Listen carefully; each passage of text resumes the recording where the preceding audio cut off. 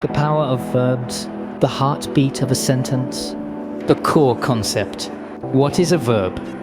Today we're diving into the powerhouse of the English language, verbs.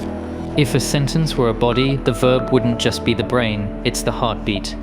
It's the engine that makes everything move. A verb is a part of speech that does one of two fundamental things. 1. Expresses action, what the subject does. 2. Expresses a state of being or connects the subject to a descriptor. Verbs tell us if the subject is performing an action or receiving it. They are also the key to indicating tenses. How do you find this engine in a sentence? You look for the predicate. Every complete sentence has two main parts: the subject, what the sentence is about, and the predicate, what the statement is about the subject. The rule: the main part of the predicate is the verb. Example 1. Janet and Alex went out for dinner. Plot twist: when the verb jumps ahead. English usually has the subject first, but sometimes the verb plays a little trick and appears before the subject. You need to be ready for this. Scenario 1. Questions. Are you ready? Scenario 2. Sentences starting with here or there. Here comes the jury.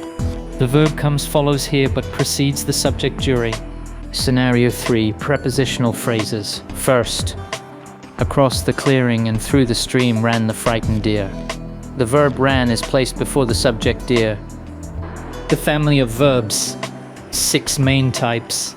Verbs are a diverse family. Let's look at the major categories and see how they shape our meaning.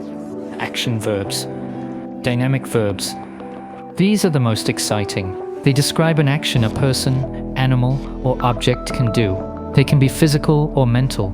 Physical: swim, jump, drop, whistle. Example: the horse jumped over the fence and galloped toward us. Mental: think, dream, believe, suppose, love. Example: we are learning English grammar. Non-action verbs. These don't describe doing, they describe being or a state, a need, opinion, sense, or preference. Examples: those flowers look beautiful. Sense: I think that's a great idea. Rudy wants to borrow your ski poles. Need, preference. Transitive verbs. The receivers. A transitive verb is an action verb that must have an object to receive the action. The action is transmitted to the object. Transitive verb asks direct object. He sent the letter. The letter receives the action of sending. Transitive verb asks indirect object, direct object. A transitive verb can also have an indirect object that comes before the direct object. He sent Robert the letter. Intransitive verbs. The standalones. The opposite of transitive. An intransitive verb never takes an object. The action is contained within the subject. Examples: she sleeps too much. The patient's health deteriorated quickly. May I sit here? Nothing receives the action of sleep, deteriorate, or sit in these sentences. They are complete on their own. Linking verbs. The connectors. A linking verb's only job is to connect the subject with more information about the subject. It's like an equal sign. It is not an action verb. Role. It links the subject to a subject complement. A word or phrase that re-identifies or describes the subject. Most common.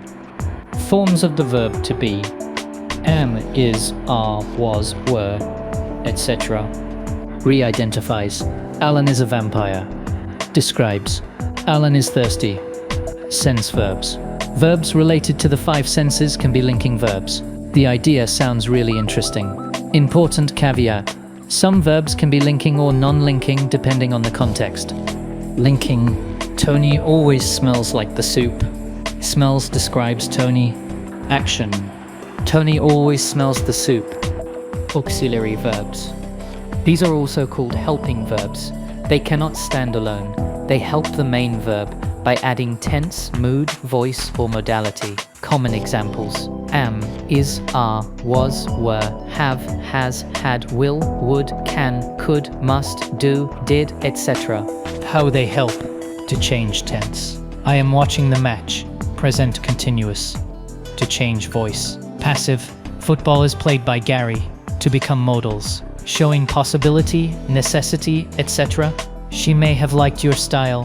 Verbs are not just words. They are the action, the state, and the connection that gives life to every single sentence you write or speak. Master the verb, and you master the core of English grammar.